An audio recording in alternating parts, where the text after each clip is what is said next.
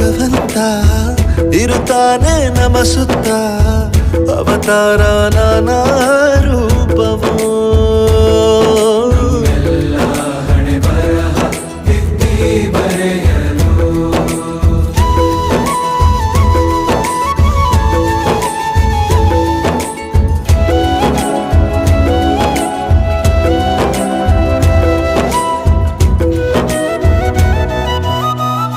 ಬಾಳಲ್ಲಿ ಲೆಕ್ಕ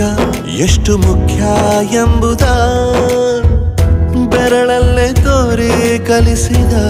ಗುರುಗಳೇ